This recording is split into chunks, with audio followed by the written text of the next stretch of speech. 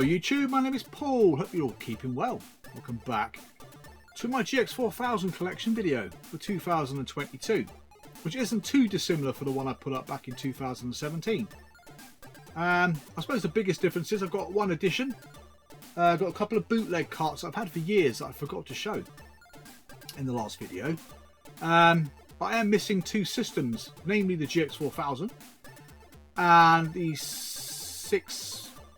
464 Plus. So what I decided to do is just keep the one system which fulfilled my every need. So I had the cartridge port for the cartridge games I'm going to show you in this video, and a floppy disk drive for the floppy disk collection that I have, because that was all I was predominantly collecting at the time. Now my sort of cassette based collection is growing slowly but surely. I no longer have a cassette based system to test the games on, or even to play the games, to be fair. So I might look out at some point for another 464 Plus. But yeah, I'll leave a link up in the cards there, wherever they go, to the video I did in 2017 if you want to have a look around the systems that I no longer have. Because to be fair, they're really good looking systems. But yeah, it's a shame that some of these things have to go, but you need to fund other parts of the collection, and also space is a premium, isn't it? But yeah, like I said, what's it, 26 games in the set for the GX4000 cartridge set.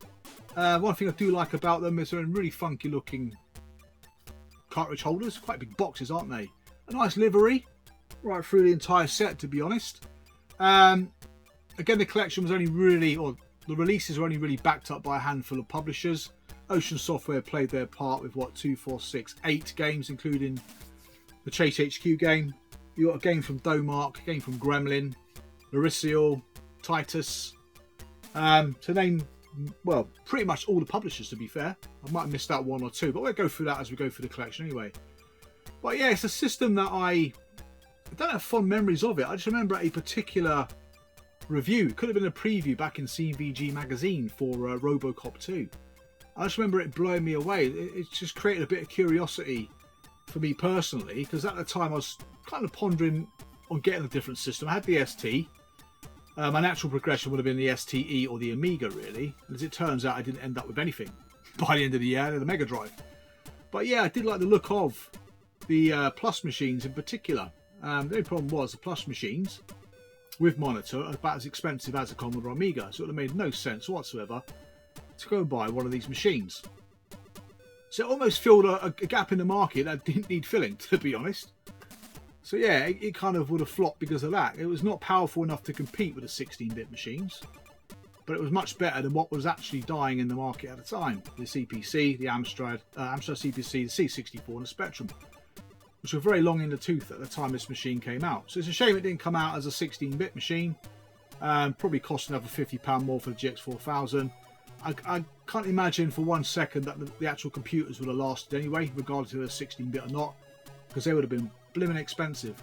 But at least for the GX4000 it might have stood a chance, might have had an extra year or two life. But again, it wasn't really supported that way, so hey ho. But as a collectible piece of kit now, yeah, the GX4000 consoles themselves seem to have gone up quite a bit in price over the years. I remember 20 years ago you could pick one up for like 20 quid, and they were very common on eBay in particular. The games, on the other hand, they range from sort of 25 up to about 350 quid, and that doesn't include the likes of Chase HQ2, which the last time one went back in 2010, it went for about 950 quid. So inflation nowadays, you're probably looking at thousands for that particular game.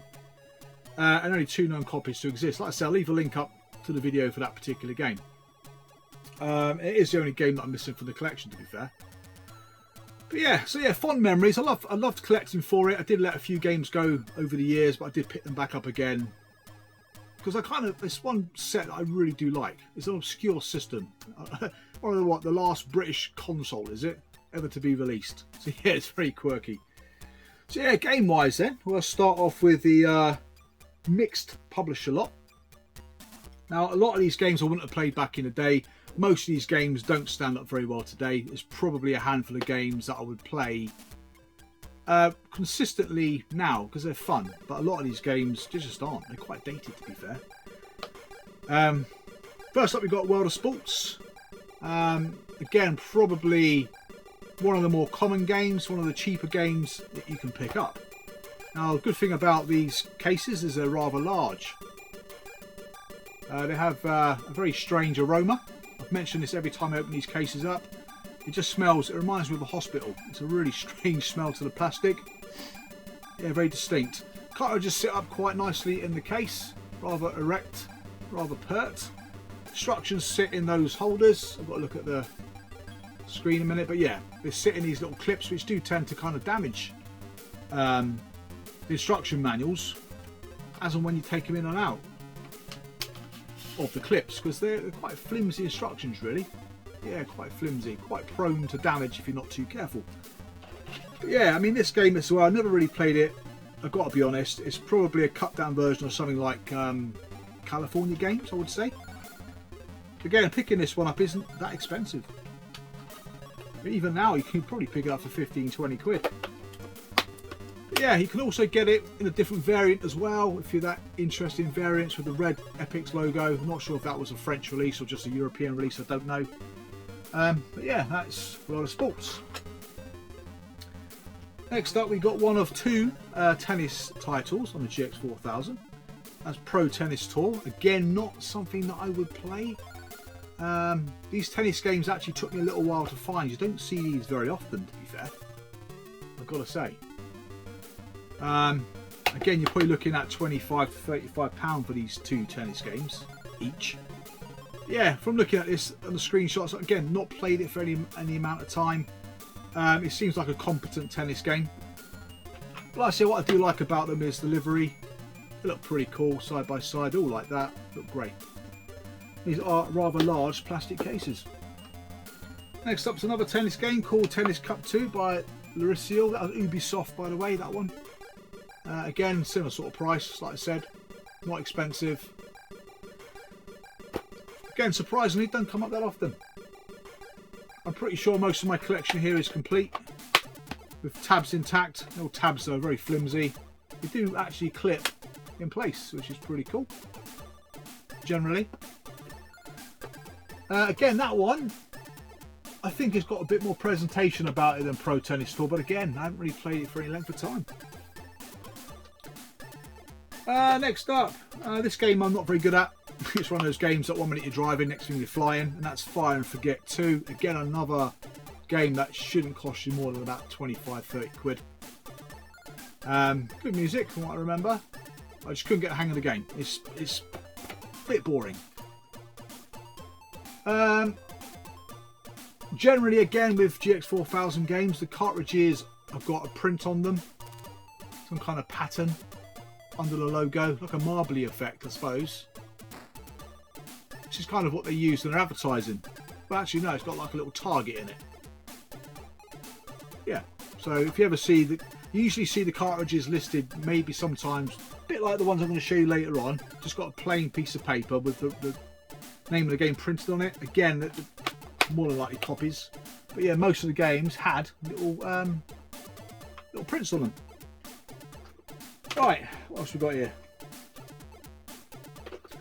Another driving game, again one I'm not that familiar with. I remember seeing this advertised in magazines. It always looked fantastic, but again, it's not one I can play very well, to be fair. That's Crazy Cars 2. Again, another one which isn't overly difficult to get and it isn't overly expensive. Similar sort of price really to Fire and Forget 2, sort of 25-30 quid. You can get them sealed every now and then. This isn't sealed, but we got the little red sticker there. Obviously it'd be unbroken, but I have seen the odd sealed game come up every now and then. So I guess when they came out originally, they weren't blister packed or anything, just came with a little sticker. Right, this one now is regarded as one of the worst games on the system. I personally hate it, it's crap. One of the first games to go when I actually got rid of some of the games sort of 2 or 3 years ago. That's No Exit by Tomahawk. Now, Tomahawk's pretty synonymous with some very hard to find, very desirable games on the ST and Amiga. So it's quite interesting to see this game was released by that company. Like I said, a lot of games are either based in the UK or kind of based in France, really, which I think Tomahawk may be a French publisher. Not 100% sure, but didn't they bring out games like Emmanuel and Geisha? But yeah, No Exit, it's not quite like that. Right, next up we have Tintin on the Moon. Quite a fun little game. Bit of a platformer from what I've seen. Again, didn't really get past the first stage. So I'm saying a lot of these games, you can see why the system flopped. You really can. A system that really didn't get supported that well. And most of the games I'm showing you here, generally, I don't believe are... Some may have some slight enhancements, but generally not enhanced games, are they? They're pretty much straight ports. So you're paying £20 a pop for a game that you could have bought 2 or 3 years prior.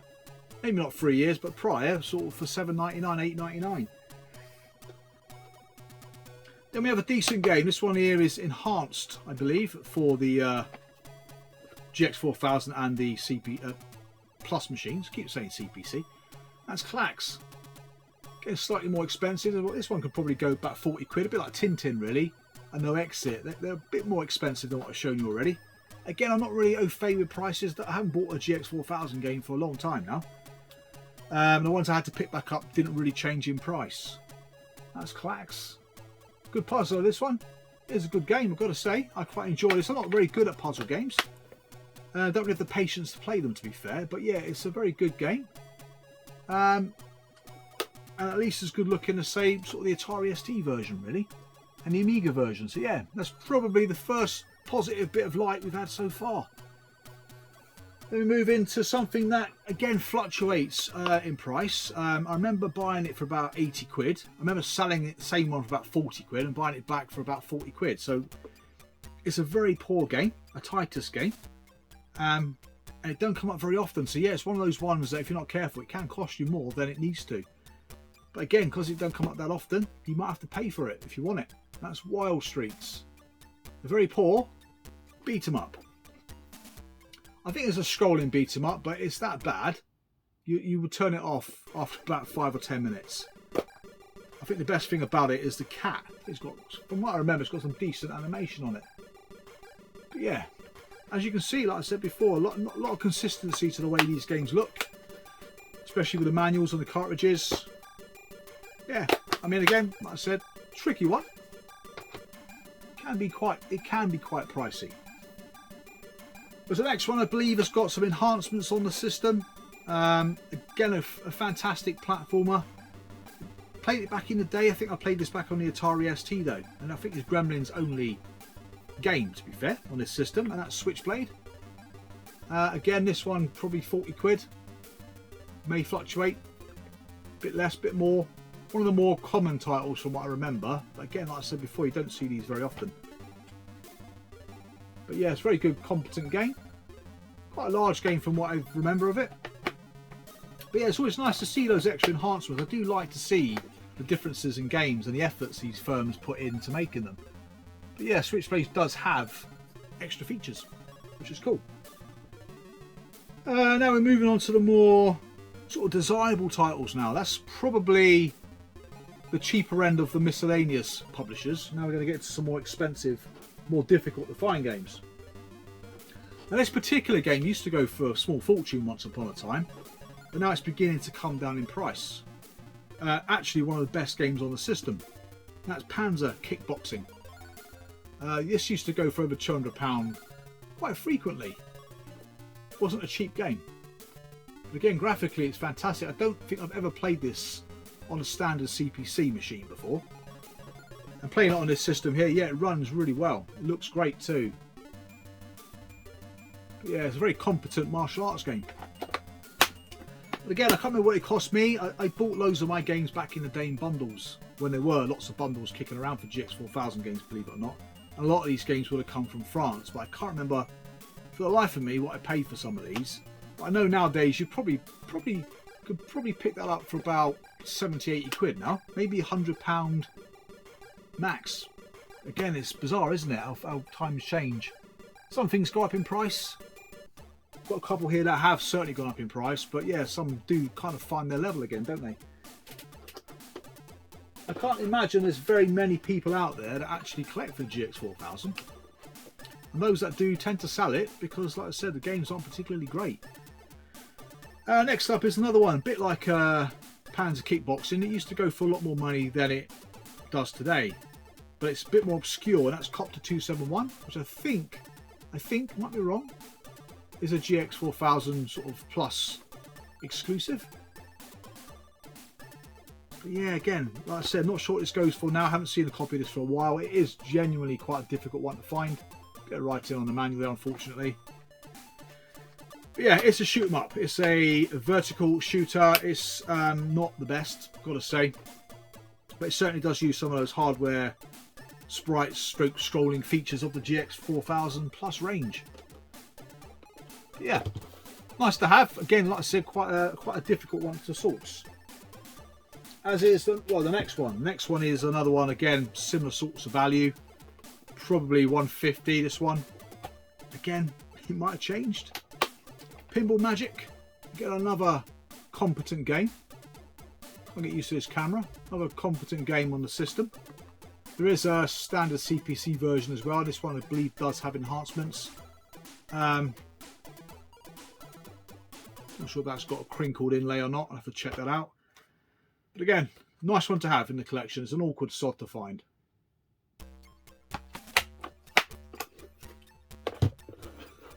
Then what we got next, we have this one again. I've seen this go for like £300 plus.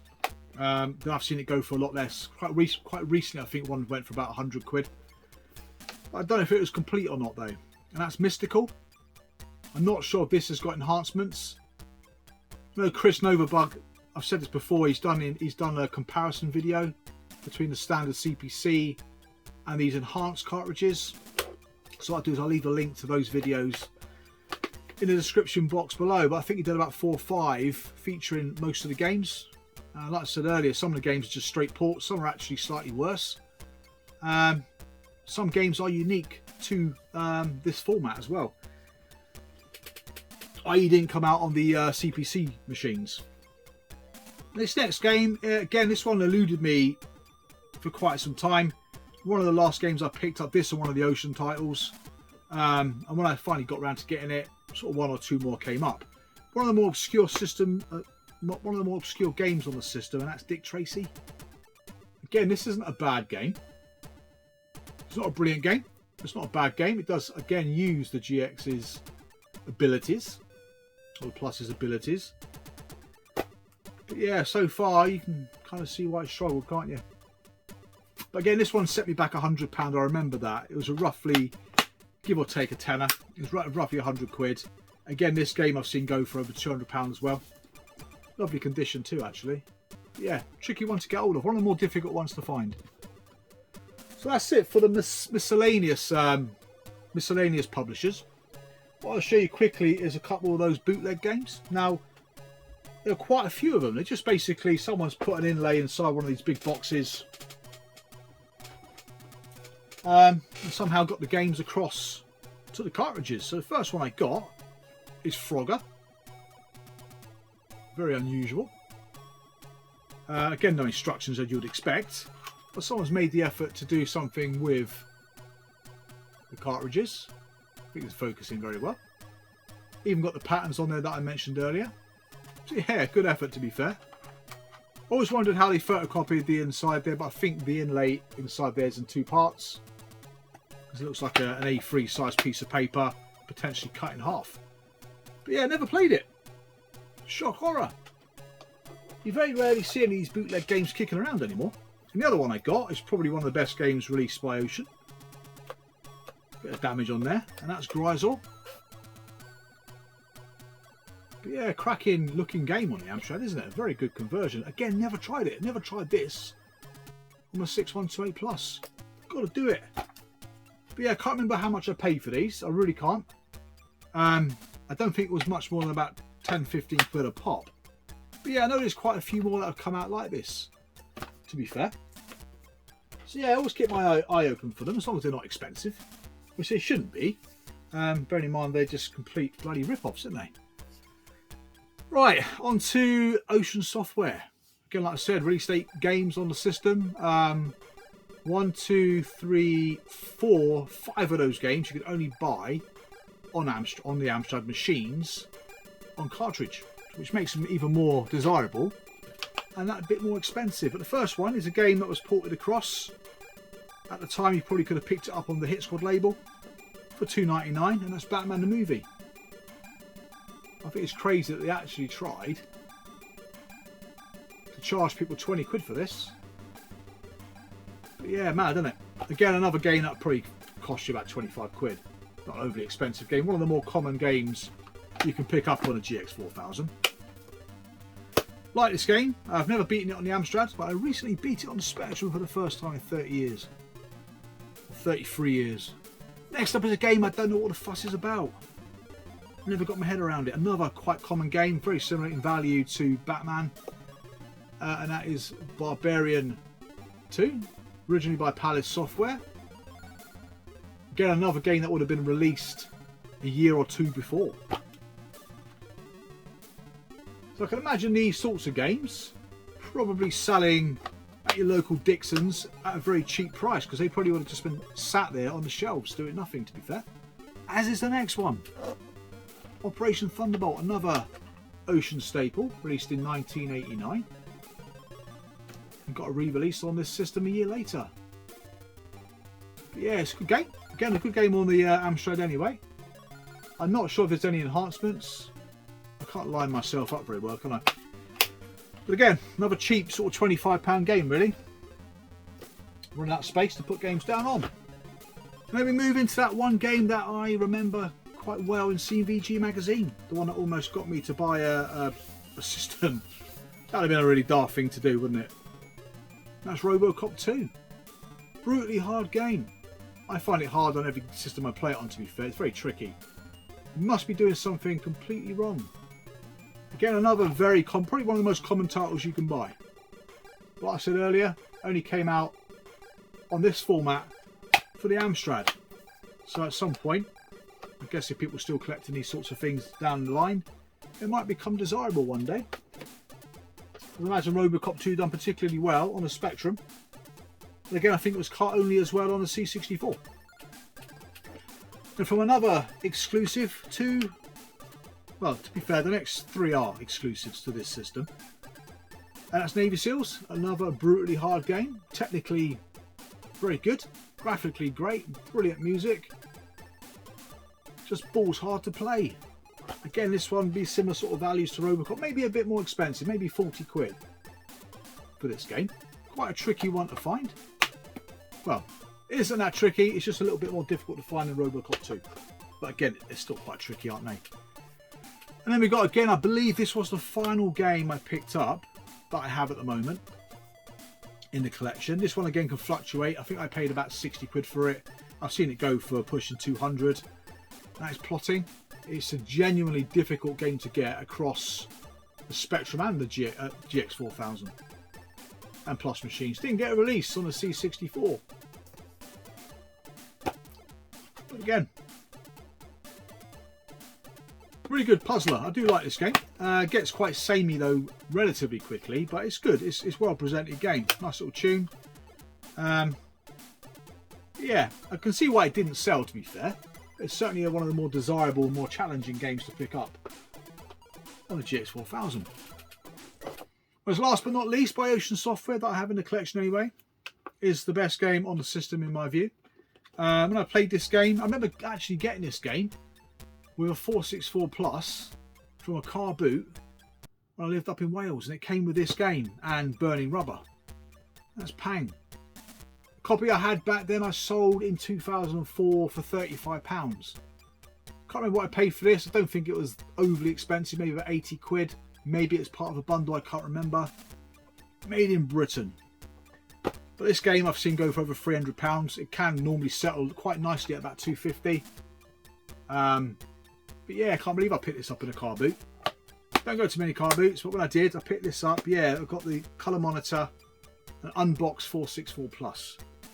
So that was my other fond memory of it, I suppose. I remember just being really pleased with how this game looked and played. So I've played the Amiga one since. It's not as good as the Amiga version, but it's certainly probably the best 8-bit version, I would say, and probably plays more smoothly than the Atari ST version. But yeah, crazy money, but this is probably the most desirable game outside of Chase HQ 2. And Chase HQ 2 doesn't look like a particularly great game, does it? Right, what have we got left then? So I still managed to keep myself the copy of Burning Rubber. Again, another very competent driving game. A very nostalgic tune. Again, like I said, played this game back in '99 when I ended up getting a system in the end. These two I picked up. Again, I always wondered if these were fakes, but from every sort of copy I've seen of these, they look like this. And that's Skeet Shoot and Enforcer. Again, I bought these individually, probably 50-60 quid each, something like that. But yeah, don't forget the Magnum light gun was bootleg anyway. So they made the Magnum light gun from, no, the phaser, sorry, the Trojan phaser was made from a Magnum light gun, I believe, and customized to fit into the GX4000 and Plus machines. But yeah, so these would have been done the same way really. So yeah, that's probably why they look cheap and tacky. And what you got with it was just literally an instruction sheet. Now I'm not sure if this is what would have come with the Trojan light phaser, I don't know. From what I've seen as well from the Trojan light phaser, it only came with one game from what I remember. But yeah, I don't know, I've never seen a Trojan light phaser box complete before, ever. I've always seen the light gun, well, always seen, I've seen about 2 of them. This brings me on nicely to the next edition, which is actually the light gun, which the light gun I picked up, I think, after I did the video. Maybe not, maybe I did pick it up, I don't remember picking it up. But with it, I've got myself a proper Trojan phaser box. Now this box is what it would look like, but this box originated from the C64. So yeah, you've got the Trojan phaser box. Again, another sign that it was a bit of a bootleg is there's no barcode on it. Now with the Amstrad, obviously you'd have had the GX4000 sticker, which would have been placed around here. It would have said the GX4000 Plus machines. It had the name of the game that came with it. But yeah, big box is a bit tatty, but any Trojan phaser box would do. I've been looking for one for a long time. This came up for like £15 by it now for the Commodore 64, so I just snapped it up. Obviously inside the box you got a bit of plastic, a phaser gun. This is for the GX4000. It's got a very strange, it looks like a telephone cable. It's probably just a network cable, isn't it? But yeah, it's got a very distinct connector which goes at the front of the GX4000. So yeah, I believe this doesn't work as well, so I'm always on the lookout for one that works. Or it just might need someone to look at it and just rewire a few bits and pieces together. Because to be fair, inside the actual gun itself, there isn't much there. That's making loads of noise. But yeah, not to get confused though with the Magnum box, which I thought just have to hand. The Magnum box looks like that, which is the original box I picked up to house the cartridges and the gun in. But yeah, I didn't realise it's the wrong blinking box. So yeah, you want the Trojan box, not the Magnum box. So yeah, that's it for the collection. Like I said, just after the one game.